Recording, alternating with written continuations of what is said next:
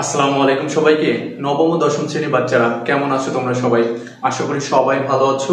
উপপাদ্য নিয়ে তোমাদের প্রত্যেকের মাঝে একটা ভয় কাজ করে এবং গণিত বিষয়ে তোমরা সবথেকে কঠিন যে টপিক সেটা মনে করে এই উপপাদ্য, কারণ উপপাদ্য তোমাদের মাথায় আসলে ঢুকতে চায় না। তো আমি তোমাদের কথা চিন্তা করে তোমাদের কিন্তু প্রত্যেকটা উপপাদ্য খুব ভালোভাবে সুন্দরভাবে তোমাদেরকে বুঝিয়ে দেওয়ার চেষ্টা করছি এবং আশা করি তোমাদের কাছে এই ক্লাসগুলো দেখার পরে প্রত্যেকটা উপপাদ্য তোমাদের কাছে পায়ের মতো সহজ মনে হবে।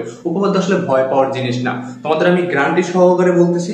তোমরা যদি প্রত্যেকটা ক্লাস তুমি ধৈর্য সহকারে এবং মনোযোগ সহকারে একটু দেখো, তুমি এই উপপাদ্য কোনোদিনও ভুলবা না। তো তোমাদের যে উপপাদ্যগুলো আমি করাচ্ছি তারই ধারাবাহিকতায় আজকে উপপাদ্য 20 তোমাদের বইয়ে, সেটা নিয়ে আজকে আলোচনা করবো এবং খুব সুন্দরভাবে এই উপপাদ্যটা তোমাদেরকে বুঝিয়ে দেওয়ার চেষ্টা করবো। তো শুরুতে আর একটা কথা বলতে চাই, তোমাদের কিন্তু এর আগের যে উপপাদ্যগুলো আছে সেই উপপাদ্যগুলোর অলরেডি ক্লাস কমপ্লিট এবং তোমাদের অষ্টম অধ্যায় যে বৃত্ত, এই বৃত্তের যত বেসিক আছে সব বেসিক নিয়ে কিন্তু আমি একটা ক্লাস তোমাদের দিয়েছি। সেই ক্লাসটা অবশ্যই তোমাদের দেখতে হবে, তাহলে বৃত্ত সম্পর্কে তুমি পূর্ণাঙ্গ ধারণা পাবে এবং পরবর্তীতে তুমি যতগুলো উপপাদ্য আছে বৃত্ত রিলেটেড, যতগুলো সম্পদ্য আছে সবগুলো খুব ইজিলি তুমি বুঝতে পারবা। তো তোমাদের সুবিধার্থে সেই ভিডিওগুলোর লিংক আমি এই ভিডিওর ডিসক্রিপশন বক্সে এবং এই ভিডিওর কমেন্ট বক্সে দিয়ে রাখবো, তোমরা সেই ক্লাসগুলো একটু এই ক্লাসটা শেষে দেখে নেবা, ঠিক আছে? তো দেখো, আমি প্রত্যেকটা উপপাদ্য শুরু করার আগে একটা কথাই বলে থাকি যে প্রশ্ন মাস্ট তোমার বুঝতে হবে। তুমি যদি প্রশ্নটা খুব ভালোভাবে বুঝতে পারো তাহলে তোমার উপপাদ্যটা তোমার কাছে আরো অনেক সহজ মনে হবে এবং প্রশ্ন দিয়েই তুমি চিত্রটা অঙ্কন করে ফেলতে পারবা। তোমরা সবসময় বলো ভাই চিত্রটা আমি কিভাবে মনে রাখবো, চিত্রটা কিভাবে আঁকবো? তো প্রশ্নটা বুঝলে তোমার চিত্র আঁকার কোনো ব্যাপার না। আমি এটা এঁকে রেখেছি, তার বাইরেও তোমাদের আমি একটু এঁকে দেখাই। দেখো, বৃত্তের একই চাপের উপর দণ্ডায়মান, তার মানে বৃত্ত যেহেতু বলছে তার মানে আমার একটা বৃত্ত আঁকতে হবে, তাই না? বৃত্তের কথা আসছে মানে বৃত্ত মানে একটা আঁকতে হবে এবং একই চাপের উপর, তার মানে একই চাপের উপর মানে কি, যেহেতু একটা চাপ বলে না একই, তার মানে দুইটা চাপ হবে এবং সেই চাপের উপর দণ্ডায়মান কেন্দ্রস্থ কোণ বৃত্তস্থ কোণের দ্বিগুণ। তার মানে কি, কেন্দ্রস্থ কোণ আমার দরকার হবে, বৃত্তস্থ কোণ আমার দরকার হবে। এখন দেখো, বেসিকের কথাটা বলছিলাম এই জন্যই, তুমি যখন বৃত্তের বেসিকটা জানবা তখন তুমি চাপ কি জিনিস সেটা চিনবা, তুমি কেন্দ্রস্থ কোণ কি জিনিস সেটা চিনবা, তুমি বৃত্তস্থ কোণ কি জিনিস সেটা চিনবা। এই জিনিসগুলো খুব ভালোভাবে চিনতে হলে, জানতে হলে তোমাকে অবশ্যই সেই ক্লাসটা দেখতে হবে। তো তোমরা অবশ্যই সেই ক্লাসটা দেখে নিবা, ঠিক আছে? তো দেখো, আমি একটা বৃত্ত আঁকি, যেহেতু বৃত্তের কথা বলছে, আমি একটা চমৎকার বৃত্ত আঁকলাম, বইয়ের থেকেও সুন্দর, ঠিক আছে? খুব সুন্দর একটা বৃত্ত এসেছে, তাই না?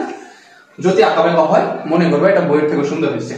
তো একটা বৃত্ত আঁকলাম এবং বৃত্তের অবশ্যই একটা কেন্দ্র থাকে, তো এই হলো আমার মনে করো বৃত্তের কেন্দ্র।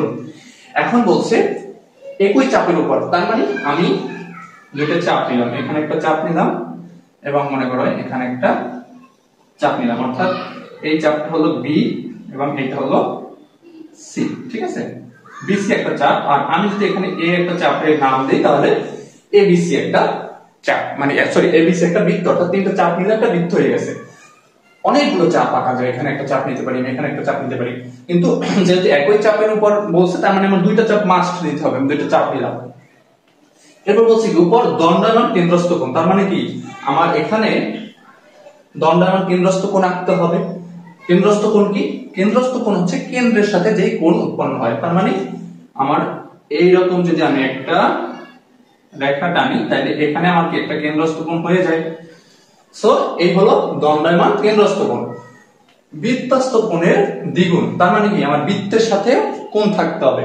তাহলে আমি যদি বৃত্তের সাথে এইখানে চিন্তা করি তাহলে এইখান থেকে এভাবে একটা যদি রেখা টানি এবং এইখান থেকে এভাবে যদি একটা রেখা টানি তাহলে আমি কিন্তু অলরেডি বৃত্তস্থ কোণ পেয়ে গেলাম। বৃত্তস্থ কোণ কোনটা?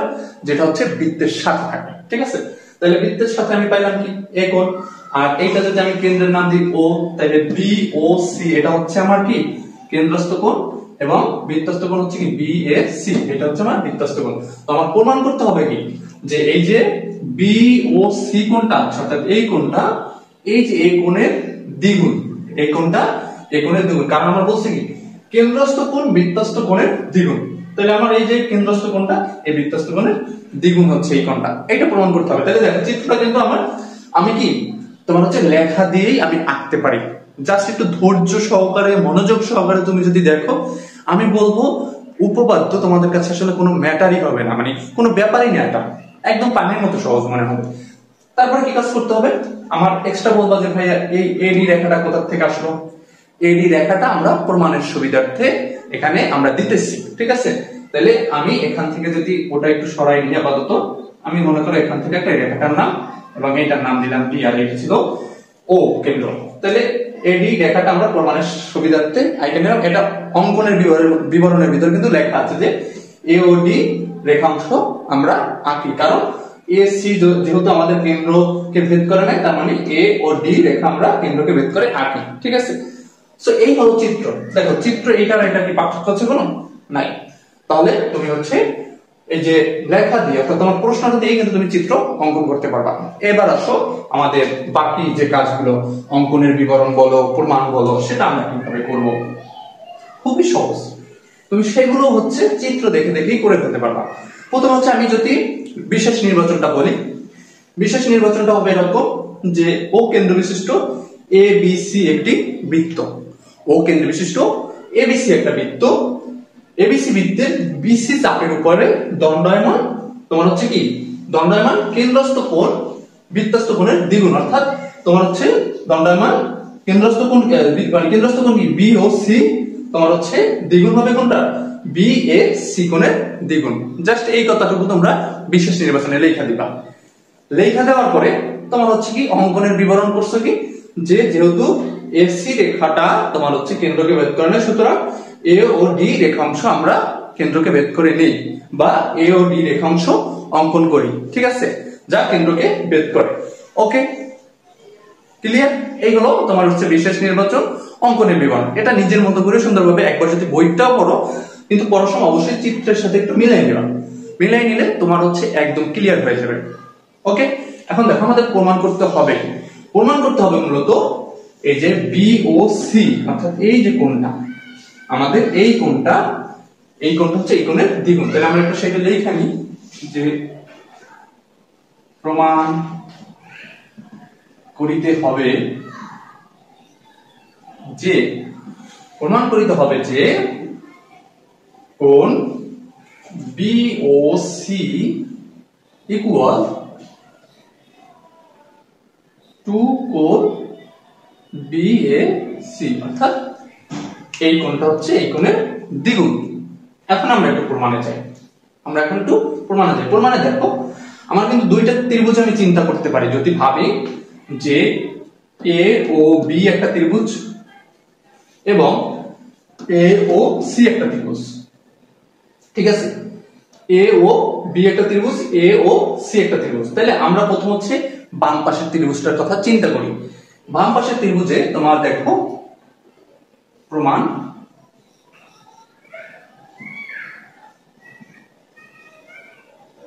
ত্রিভুজ ও এ বি ও লিখতে পারি বা এ ও বি ও লিখতে পারি। তোমাদের বইয়ে যেটা লিখছে সেটা আমরা দিয়ে একটু লিখি, এ ও বি লিখছে, ঠিক আছে। তাহলে ত্রিভুজ এ ও বি এর বহিস্থ কোণ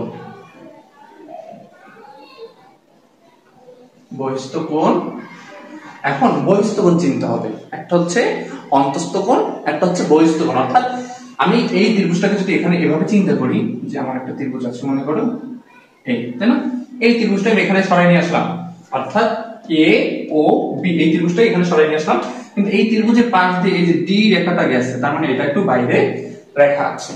তাহলে এই যে অন্তস্থ কোণ আছে না, এই দুটো অন্তস্থ কোণ, এই অন্তস্থ কোণের তোমার হচ্ছে দ্বিগুণ হচ্ছে এই বহিস্থ কোণ, ঠিক আছে, এই বহিস্থ কোণ হচ্ছে দ্বিগুণ, এই দুইটা কোণের সমান হচ্ছে এটা। তাহলে আমি এখানে কি লিখতে পারি যে এর বহিস্থ কোণ হচ্ছে কি বি ও ডি, অর্থাৎ এই কোণটুকু, তাই না, বি ও ডি।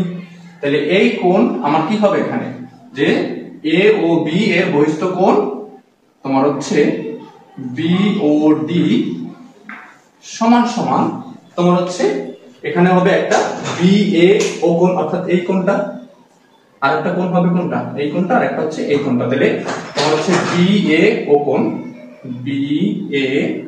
ও কোণ প্লাস হচ্ছে এ বি ও কোণ, এ বি ও কোণ। ঠিক আছে, এটা আমরা পাইলাম। এখন একটু দেখো, ত্রিভুজ এ ও B, A O B A অর্থাৎ ত্রিভুজ এ ও বি এর মধ্যে তোমার ও বি এবং হচ্ছে ও এর রেখাটা সমান। কেন? কারণ হচ্ছে ও থেকে বি পর্যন্ত যে রেখাটা আছে এটাও একটা হচ্ছে কি ব্যাসার্ধ, এবং ও থেকে এ পর্যন্ত যে রেখাটা আছে এটাও একটা ব্যাসার্ধ। সুতরাং আমরা লিখতে পারি ও বি ইকুয়াল হচ্ছে ও এ, ও বি ইকুয়াল ও এ। তোমার এই ত্রিভুজের ভিতরে ও বি ইকুয়াল হচ্ছে ও এ, এবং তোমার যেহেতু তোমার হচ্ছে দুইটা বাহু সমান, ও বি এবং হচ্ছে ও এ বাহু সমান, এবং আমরা জানি তোমার হচ্ছে সমদ্বিবাহু যে ত্রিভুজটা আছে সেই ত্রিভুজে তোমার হচ্ছে ভূমির সাথে যে দুইটা কোণ উৎপন্ন হয় সেই দুই কোণ দুটাও হয় সমান। তাহলে ভূমির সাথে কোণ আছে এই একটা কোণ এবং হচ্ছে এই একটা কোণ, এ বি যদি আমরা ভূমি চিন্তা করি তাহলে ভূমির সাথে এই একটা কোণ আছে এই একটা কোণ আছে, তাই না?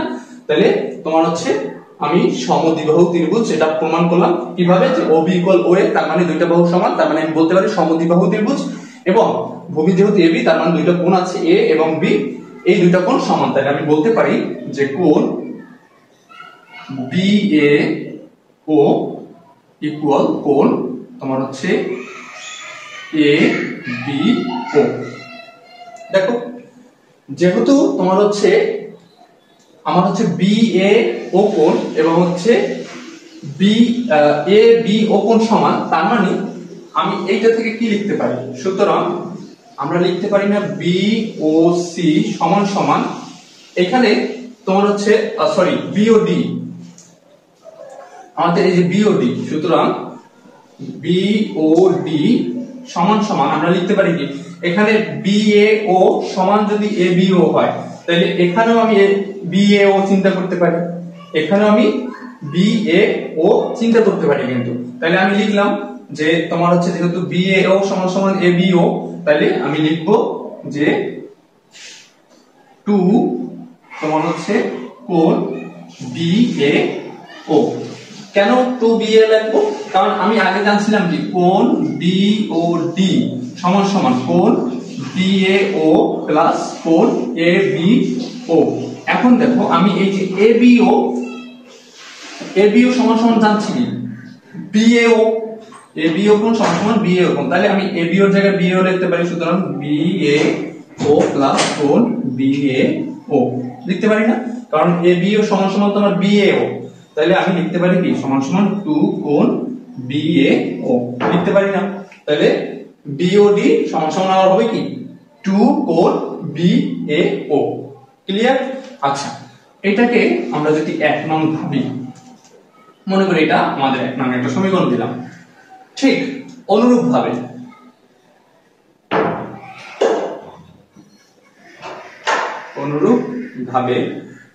কোণ তোমার হচ্ছে এইমাত্র নিলাম আমরা এই কোণটার কাজ করলাম। এখন আমরা যদি এই পাশের ত্রিভুজটা চিন্তা করি এ ও সি, অর্থাৎ এতক্ষণ কাজ করছি এ ও বি, এখন যদি আমরা কাজ করি এ ও সি, তাহলে এই যে এ ও সি ত্রিভুজটা আছে অর্থাৎ এই পাশের ত্রিভুজটা, এই পাশের যে ত্রিভুজটা আমাদের আছে, ঠিক আছে, এই ত্রিভুজটা নিয়ে যদি এখন তাহলে এখানে এই যে হচ্ছে সি, আগেরটা ছিল কি বি ও ডি, এখন হচ্ছে সি ও ডি কোণটা আছে যেটা কোণ সি ও ডি সমান সমান অনুরূপ ভাবে আমরা লিখতে পারি 2 কোণ, এতক্ষণ ছিল এই কোণটা এখন হচ্ছে এই কোণটা হবে, তাহলে তোমার হচ্ছে সি এ ও, তাহলে তোমার 2 সি এ ও, এটাকে মনে করো আমরা 2 নং দিলাম। এখন আমরা হচ্ছে 1 নং যোগ যদি 2 নং করি তাহলে কি আসে? আমাদের আসে কি 1 নং ছিল কি কোণ বিওডি, আর এই সিওডি টা আমরা এক জায়গায় লিখি কোণ সিও, কোণ সিও ডি ইকুয়াল এখানে ছিল 2 বিএ ও, 2 কোণ বিএ ও প্লাস 2 কোণ তোমার হচ্ছে সিএও, কোণ সিএও। ওকে, এখন দেখো আমরা যদি চিন্তা করি বিওডি এবং সিওডি কোন দুটো কোন জায়গায় ছিল, বিওডি অর্থাৎ এই কোণটা ছিল এবং সিওডি এই কোণটা ছিল। এখন আমরা এই দুটোকে যোগ করে দিই, তাহলে কোন কোণটা উৎপন্ন হয়? পুরো কোণটা না? অর্থাৎ বিওডি কোণ এবং সিওডি কোণ যদি আমরা যোগ করি তাহলে কিন্তু আমাদের পুরো কোণটা উৎপন্ন হয়। এবং এই পুরো কোণটার নাম ছিল কি? বিওসি। এই পুরো কোণটা যদি আমরা চিন্তা করি, পুরো কোণটার নাম হচ্ছে কি? বিওসি। তাহলে বিওডি প্লাস সিওডি সমান সমান আমরা লিখতে পারি বিওসি। আর এইখানে যদি আমরা 2 কমন নেই, 2 কমন নিতে থাকে কি কোণ, কারণ এখানেও 2 আছে এখানেও 2 আছে, 2 কমন নিতে পারি, কোণ বিএও প্লাস হচ্ছে কোণ সিএও। ঠিক আছে? আচ্ছা দেখো, তাহলে আমরা বিওসি নিলাম, তোমার এখানে 2 নিলাম, মানে এই 2 আছে এটা এখানে 2 রাখলাম। এখন চিন্তা করো বিএও কোনটা কোনটা ছিল? বিএও অর্থাৎ এই কোণটুকু ছিল, তাই না? বিএও অর্থাৎ এই কোণটা ছিল, এই কোণটার সাথে যোগ হচ্ছে কি? সিএও অর্থাৎ সিএও অর্থাৎ এই কোণটা। তাহলে এই তোমার হচ্ছে বিএও কোণ অর্থাৎ এই কোণটা আর সিএও অর্থাৎ এই কোণটা, এই দুইটা কোণ যদি আমরা যোগ করি তাহলে পুরো কোণটা উৎপন্ন হয় না? এই পুরো কোণটা উৎপন্ন হয় না? তাহলে সেই পুরো কোণটার নাম হয় কি? বিএসি। কারণ এই কোণটা ছিল আলাদা যখন আমরা চিন্তা করছি এবং এই সি কোণটা যখন আলাদা চিন্তা করছি, পুরোটা যোগ করে দিলে আমাদের আসে কি? বিএসি কোণ। তাহলে এখানে আমরা লিখতে পারি বিএও প্লাস সিএও ইকুয়াল কত হয় তোমার? বিএসি কোণ। আর এইটাই আমাদের প্রমাণ করতে বলছে যে কোণ বিওসি ইকুয়াল টু বিএসি। তাহলে আমাদের কিন্তু সেই প্রমাণটা হয়ে গেছে যে বিওসি ইকুয়াল হচ্ছে টু বিএসি, তার মানে প্রমাণিত। প্রমাণিত লেখার আগে তোমরা এটুকু লিখতে পারো যে সুতরাং বলা যায় যে বৃত্তের একই চাপের উপর দণ্ডায়মান কেন্দ্রস্থ কোণ বৃত্তস্থ কোণের দ্বিগুণ এবং প্রমাণিত। কিভাবে আমরা সেটা দেখাইছি যে তোমার হচ্ছে কেন্দ্রস্থ কোণ কি? বিওসি, বিওসি, এবং আমাদের তোমার হচ্ছে বৃত্তস্থ কোণ কি? তোমার হচ্ছে বিএসি। তার মানে বলতে পারি বিওসি তোমার হচ্ছে বৃত্তস্থ কোণের দ্বিগুণ। সেটা আমাদের এখানে প্রমাণ হয়ে গেল। ক্লিয়ার? আশা করি তোমরা ক্লিয়ার। আর দেখো খুব ছোট্ট কিন্তু একটা গল্প, কিন্তু তোমরা মনে করো এটা মনে হয় তাল গাছ, আমি মনে হয় তাল গাছে উঠতে পারবো না এবং তাল গাছে উঠতে গেলে মনে হয় আমার অনেক কষ্ট হবে। আগে ওঠা শুরু করো, দেখো সহজ কিনা। যদি পুরো ক্লাসটা তুমি মনোযোগ সহকারে দেখে থাকো তাহলে এটা তোমার কাছে এখন পানির মতো ইজি হওয়ার কথা। তোমার প্রথম কাজ কি? তোমার প্রথম কাজ হচ্ছে প্রশ্নটা খুব সুন্দর মতো পড়া। প্রশ্ন বুঝে তুমি চিত্রটা অঙ্কন করবা। চিত্রটা অঙ্কন করতে পারলে তুমি হচ্ছে বিশেষ নির্বাচন নিজের মতো করে লিখতে পারবা, অঙ্কনের বিবরণ দিতে পারবা। যদি সেটা করতে পারো তারপর তুমি চিত্র দেখে দেখে তুমি হচ্ছে পুরো প্রমাণটা করে ফেলবা। জাস্ট প্রথমে হচ্ছে এই পাশের ত্রিভুজটা নিয়ে চিন্তা করবা, পরে প্রভু ওই পাশের ত্রিভুজটা সমান সমান, এই যে অনুরূপ ভাবে কিচ্ছু করা লাগবে না, জাস্ট লেখা দিবা অতটুকু এইটার সাথে তোমার তুলনা করা। ঠিক আছে? তারপরে জাস্ট এই দুটো যোগ করে দিবা, যোগ করে দিলে কিন্তু তোমার হচ্ছে প্রমাণ হয়ে যাবে। কঠিন কিছু? কঠিন কিছু না। জাস্ট তুমি যদি আবার একবার কম বুঝে থাকো আবার একবার ক্লাসটা দেখো টেনে, আশা করি একদম পানির মতো সহজ হয়ে যাবে। আর অবশ্যই আগের ক্লাসগুলো দেখে নিবা এবং পরবর্তী যতগুলো ক্লাস মানে উপপাদ্য আছে এবং বৃত্ত রিলেটেড সম্পদ আছে সবগুলো তোমরা ধারাবাহিকভাবে ক্লাস পাইয়ে যাবা। শুধু গণিতের ক্ষেত্রে ক্লাস পাবো না, অন্যান্য সাবজেক্টেরও তোমরা ইনশাআল্লাহ ক্লাস পাবা। তো তোমাদের সে পর্যন্ত সকলের জন্য দোয়া ও শুভকামনা রইল। আমার জন্য অবশ্যই দোয়া করবা যাতে তোমাদেরকে সুন্দর ক্লাসগুলো উপহার দিতে পারি। আজকে পর্যন্তই, আল্লাহ হাফেজ।